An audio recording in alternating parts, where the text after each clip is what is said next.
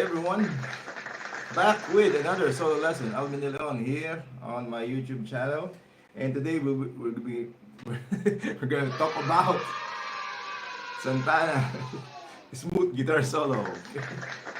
Smooth guitar solo, and you know, you may say it's easy, but the thing is, this is kind of like a Latin style of soloing.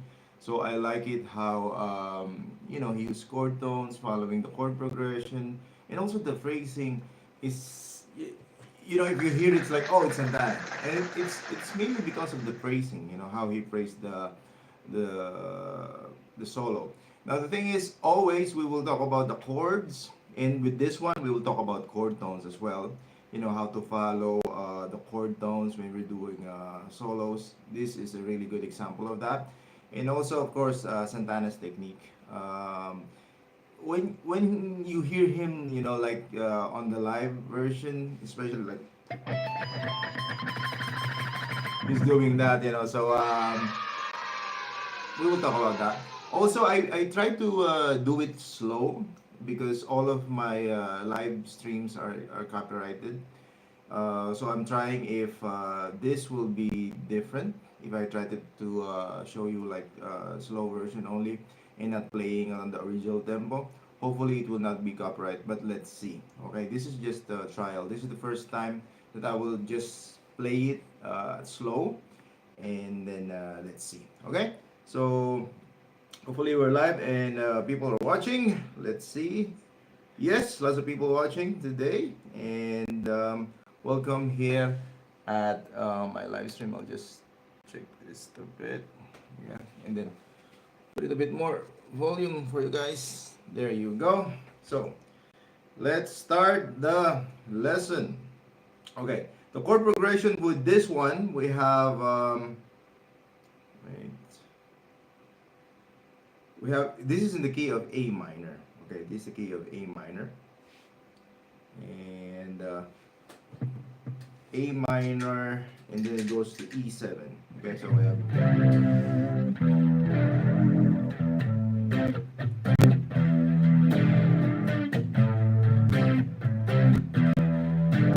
so that's the rhythm with this one. Then A minor, and then E7. And if we talk about the chord tones here, if we're going to try to solo over it. When we're doing A minor, A, C, E, A, C, E, those are the target notes, right? And then when we're doing the E7, we can target the E, G sharp, B, and then the D, right? So it's you can really hear it on his solo when it's the A minor we have. Then it goes to E7, then you go to G sharp, okay? Okay, so he's really following that chord tones, and it's quite easy. The chords with A, like I've said, is A, C, E. Those are the notes that you can target. And then in the E7 or E, you can target E, G sharp, and B. So it's really important to know those notes aside from the scales. So in terms of scales, what can we use with this progression? We have the A minor, the E7. Okay, the best scale to use on this one is A natural minor, of course. When you're on the A, you can use also pentatonic. If you're doing solos, I'm working on my course on improvisation and all this stuff, so soon it will be out. And then E7, okay, or E, we can use the harmonic minor. Okay, so it goes to A. Let me find a backing track for you guys. So I have backing track also of this one. So let's open it up so that you'll understand what I'm talking about, because this is what he did, like really following the chord progression. We're doing solos. It's not just about noodling and just like hitting random notes. So if you understand this concept, it will sound better, and it will sound like very melodic. So I'll just put smooth alvindeleon here on YouTube.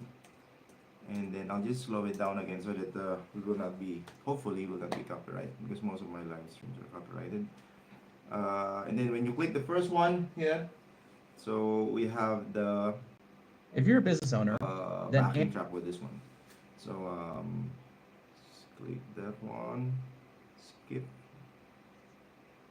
and then I'll slow it down. Slow it down to 0.85 most of the time. There we go. It's good. So I posted two videos of this one. I have the tabs only in the backing track, and the other one I have like lessons and by parts. But let's go to the backing track here. So this is what I'm talking about. When we are on A minor, we will try to target those notes, which is A, C, and E. Hello to Proxuson and Maximus, and then the other one I cannot read it, but hello to you. We have lessons. I'm not playing like a request here. We have lessons and solos, and today we're talking about smooth solo. So sorry about the request. Okay, but maybe I will play that falling in reverse. I will make a video of that, maybe. Let's see. I will check it. Okay.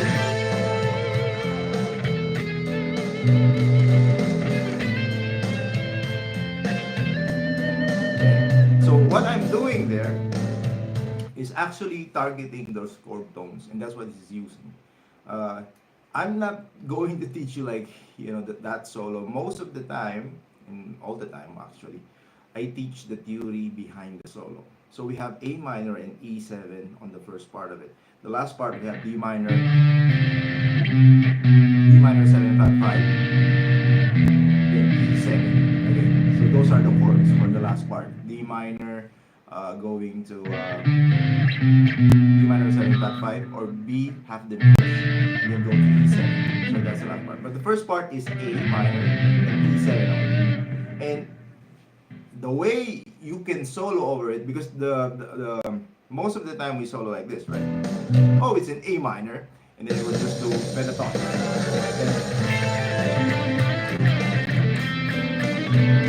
Then we don't care about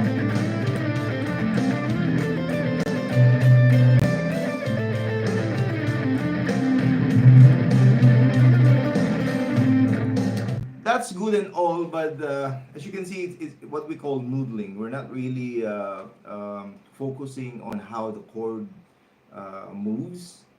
And like I've said, you don't need a lot of notes. If you know those notes, A, C, E on A minor, and then on E7, E, G, E, B, E, G sharp, B, and D on E7, it will sound much better and melodic like this one. I'll show it to you.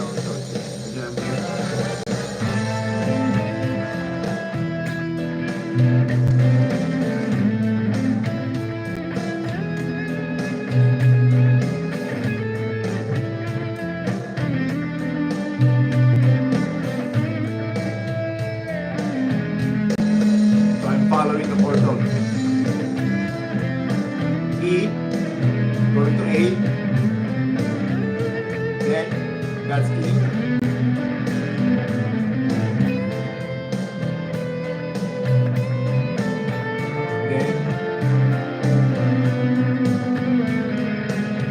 Goes to that D minor, and then I still follow that chord progression. And as you can the chord tones, and as you can see, it's quite melodic, and this is what Santana did on this solo. From that, I will A minor, E7, A7, then E7. Back to A. Alright? So when it's A, he's playing A. When it goes to E, he's playing G sharp. Alright? So that's the beauty of chord tones. And that's what he did on the song. Alright? So hopefully I give you some golden nuggets there.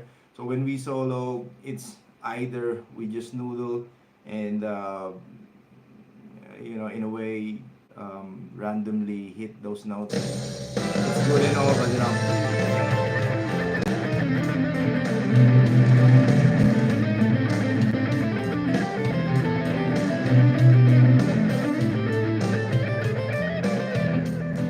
it's for me, it's mindless. It's you're not creating that melody, and but once you understand what I'm talking about, that's the time that you create those.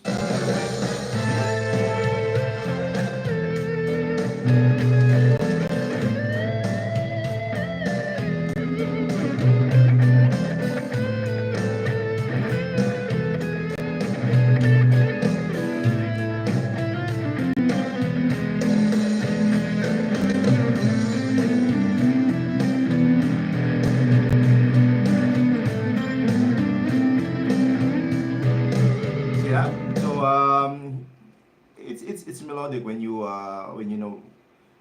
know the chord progression. Okay.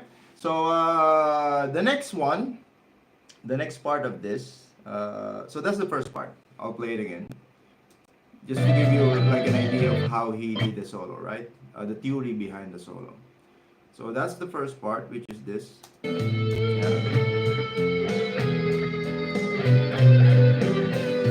A, E, goes E, then go. Okay, so look. Alright, on the A minor, he bends. You bend on the 20th fret. Okay, targeting that A note. Okay, like we talked about, this is the whole thing is about chord tones. Okay, so targeting the A note for the A minor. A, C, E, he landed on the E there. Right? And then, right, on the E7, he landed on the E note. Alright? So here it's very basic. When you're on A, you play the A. When you're on E, play the E. Right? And then,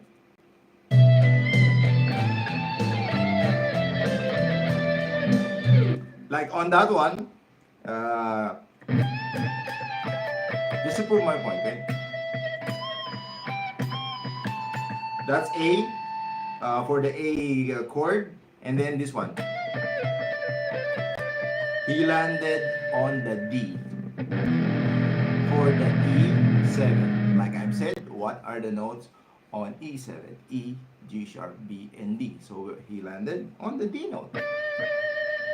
Those are what we call landing notes or target notes. So if you understand this, your solos will be way, way, way better, I can say, because it's going to be very melodic, like what Santana is doing. Okay?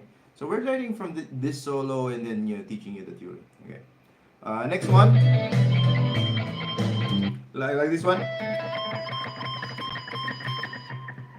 This is what we call, again, one more time, it's called common tones. Okay. And if you understand common tones, let's say on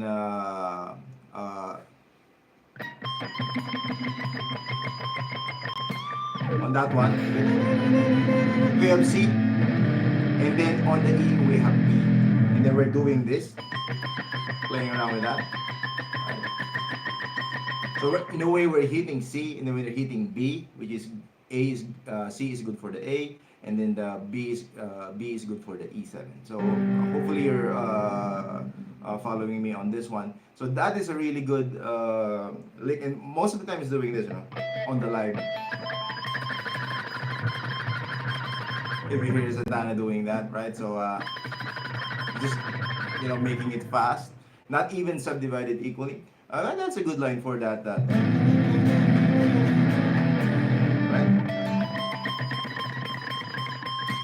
And then he bends on the 20th fret, targeting that D note. Okay? Because, again, targeting that E7. So we're learning a lot from this solo chord tones, right?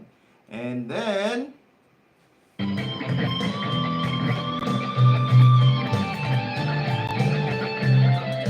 this one I can say, phrasing with this one, I love the phrasing with on this part. and it's all on the A minor pentatonic there. So first position of the A minor pentatonic, octave higher, right? If you don't know it already, it's 17th fret, 20th fret, and then 17, 19, 17, 19, 17, 19. First position, 17th fret, 20, 17th fret, 17th fret, 20. So you just stay on that position. And position wise, as you can see, he played it here.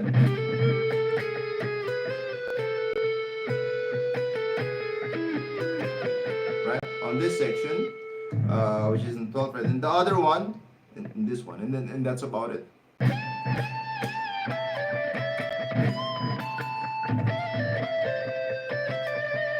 Again, the scale that it's good to use here is A natural minor. A, B, C, D, E, F, G, A, right? And then when it goes to E7, you just want to follow that harmonic minor, which is A, B, C, D, E, F, G sharp, A.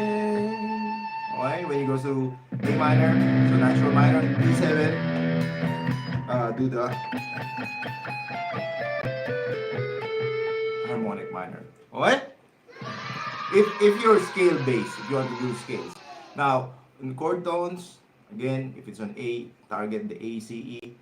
If it's in E7, target the E, G sharp, B, and D. Alan Castro, hello. And we have Anton. Hello, Anton. Boha. And then we have Maximus, yes. And then the other one is Japanese. I cannot read that.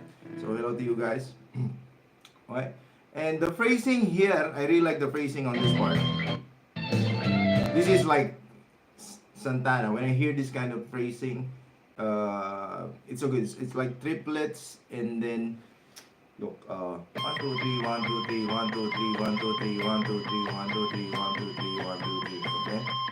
Okay, it's kind of confusing because triplets, it goes up and down. You know, even with the pick. For example, if you're playing just the A note here, 1 2 3. So you start with the down, right? 1 2 3, and you finish with the down, right? 1 2 3. But on the next triplet, you'll start with the up, down, up. So that's triplet if you're doing alternate picking. So we have what we call strong beats. Or let's say it's a 4 4. We have the 1 2 3 and 4. Those are the strong beats. So 1, then 2, then 3. So that's what I'm saying. It's changing. The first one is downstroke. The second beat is upstroke. Third beat is down, and then the fourth beat is up. Okay, so that's the triplet. So 1 2 3, triplet, triplet, triplet, triplet, triplet, triplet. If you will not do that, triplet, triplet, triplet, you will have that that flow. So just check it out when you're doing triplets. You'll see that the first beat is going to be downstroke, the second beat is going to be upstroke, and so on and so forth. Yeah. 1 2 3, 1 2 3, 1 2 3, 1 2 3, 1 2 3, 1 2 3. And you do that here. That's triplet. All right. And then the phrasing here on this part, really lovely phrasing. This part.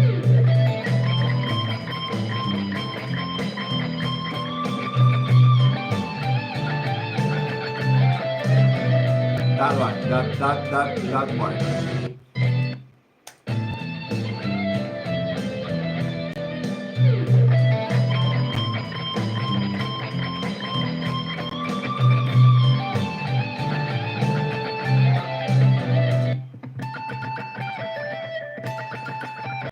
Triplet.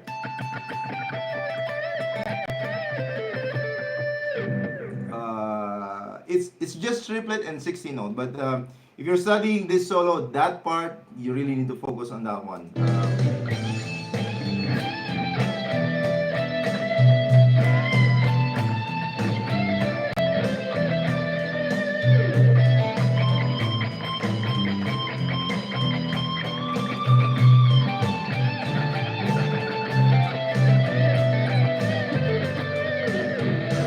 Lovely phrasing on that section.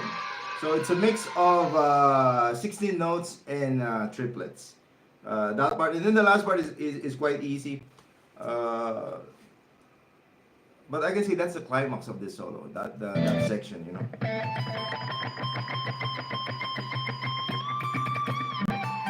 Now, if you're having trouble with that one when you study it, you can just do downstroke. It's not that fast, right? But the flow is different, right? When you do downstroke. If it's slow, it's okay.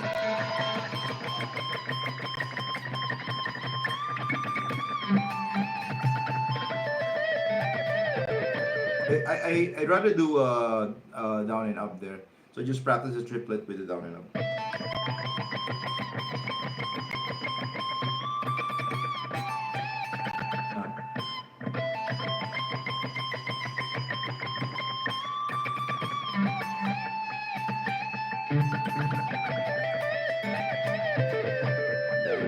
And then we have just the octave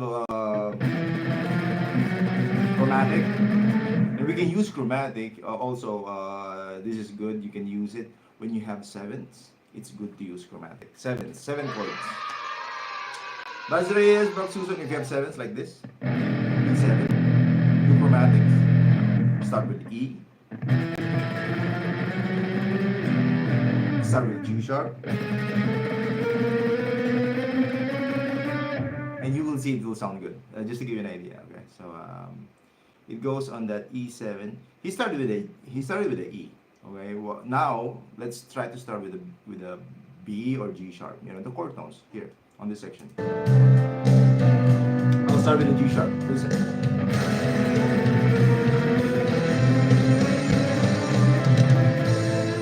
Right? It works well with the sevens, chromatic. Not only like that. It can be like this.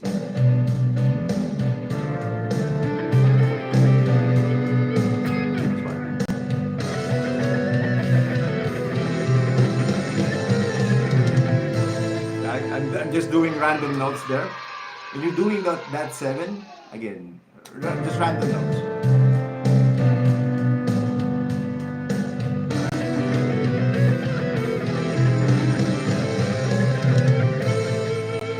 You see how it works? Because this is used in blues also. It's used in blues.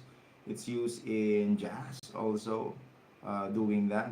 And there's a theory behind it, and it's called, you know, when you're doing extensions, because extensions, the altered, you know, it's like sharp 5, flat 5, sharp 9, flat 9, and if you add that to the, you know, the E7 arpeggio, which is 4 notes, and then you add those 3 notes together, you will have what we call chromatic, like all the notes works together with the 7th chord. That's the theory behind it. And that's why it works. And Santana knows it, so, you know. That's why it's, but like I've said, all those notes is available for you to use. You know, you cannot just like, you know, stay on that note, one note, but if you're like moving, if like what I said here, like this one,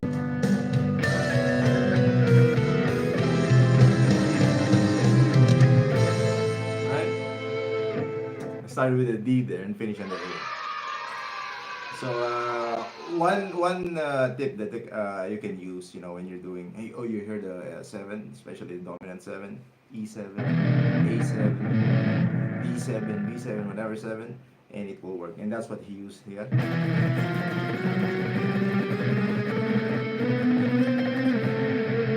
Right, on that section. Okay, so I'll try to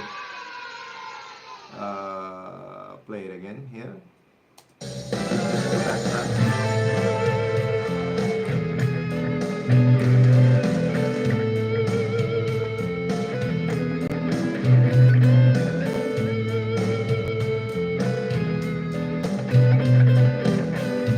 I like that slide. Slide going down. Going down.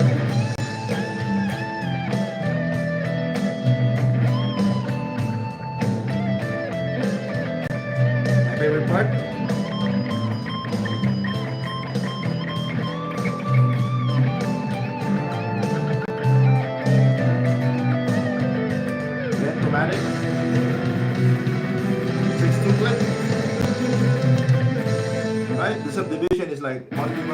You know, if you want four only, it doesn't matter. But again, the theory behind this is chord tones, guys, very important. If you want to be melodic and if you want your solos to really pop up, uh, doing random stuff is also good.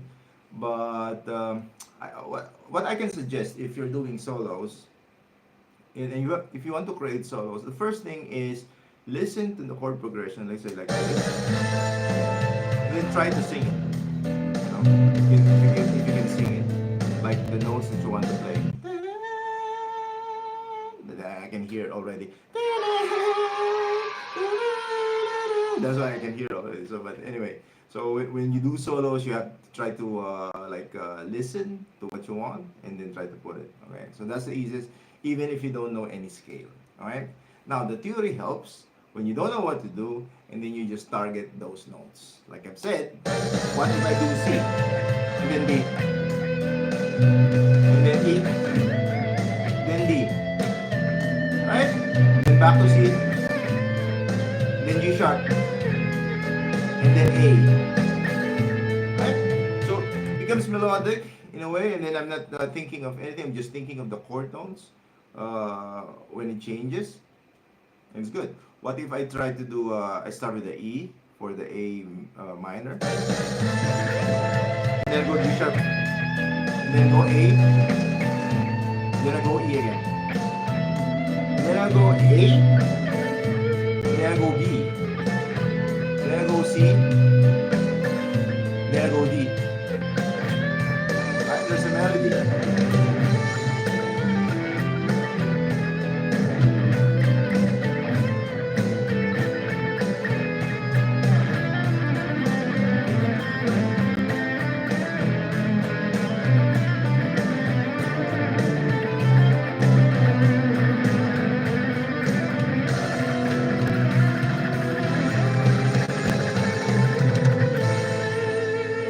I'm improvising, but I'm really conscious of the chord progression.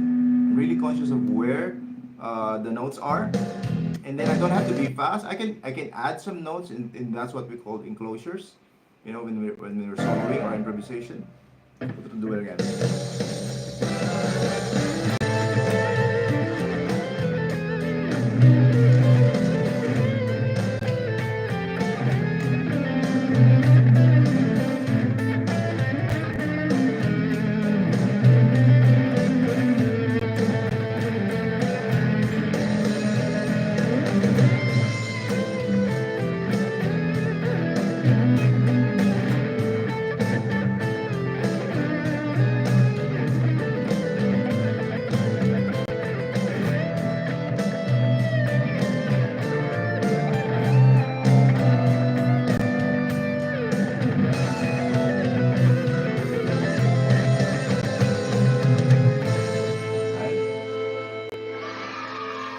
That's the beauty of knowing your chords, guys.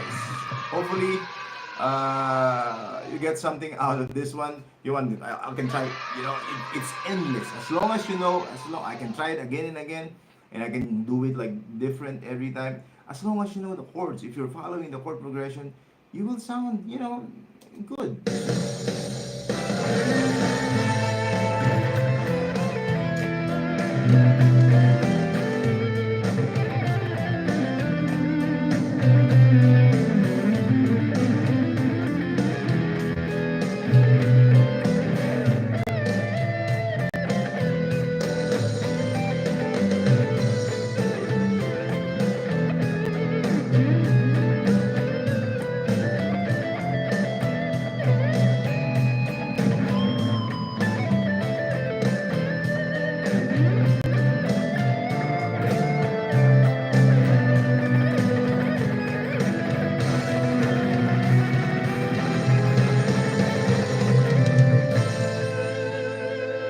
Right?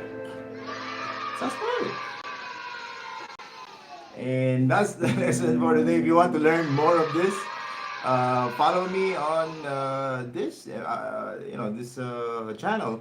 I'll be teaching about more of the theory because there's no point of teaching you note for note with the tab. The tab is here already. The backing track is here available. You can study it on your own.